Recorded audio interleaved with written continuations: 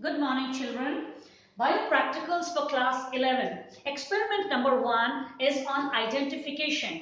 We have 3 specimens kept on the table. This is specimen A, this is specimen B, and this is specimen C.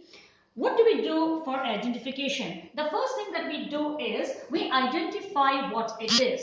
The first experiment is a setup on photosynthesis. The aim of the experiment is to show that oxygen is evolving during photosynthesis. We have a beaker, the hydrilla plant, an inverted funnel inside, and an inverted test tube. If you keep this setup in the sunlight, we will see oxygen bubbles evolving out from the plant and collecting at the tip of the test tube. That is the observation.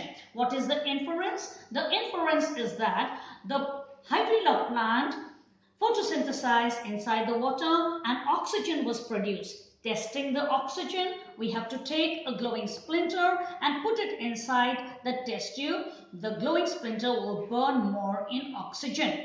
We also need to draw a diagram of the setup. So in the setup diagram, we have the beaker, the hydrilla plant, we have the inverted funnel, the inverted beaker, bubbles of oxygen rising, and the oxygen gas collecting at the tip of the test tube. Sunlight is also shown in the diagram. The second specimen is a fern. Fern belongs to the plant kingdom, and the phyla is the Pteridophyta. What are the characteristic features of a fern? The fern plant has, the stem is a rhizome. The rhizome is found inside the soil. From the rhizome arises the fronds. We can see a small circinate frond arising here. The second one here, this will mature and form a large frond. This is the sporophytic generation.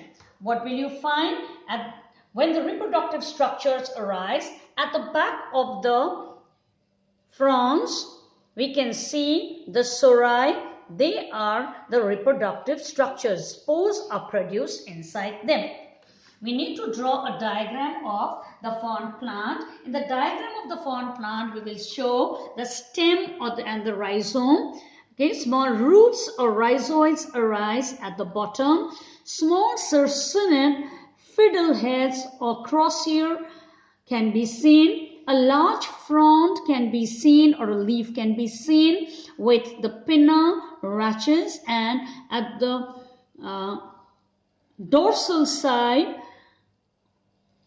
there are no sori. The ventral side is having a few sori. The third specimen is the fish. The fish belongs to the animal kingdom.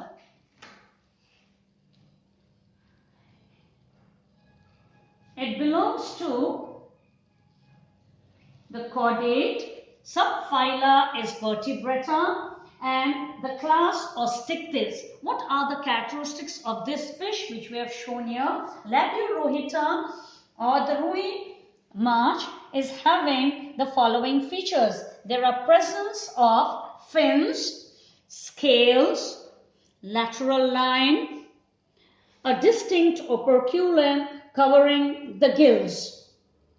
A simple picture has been shown here.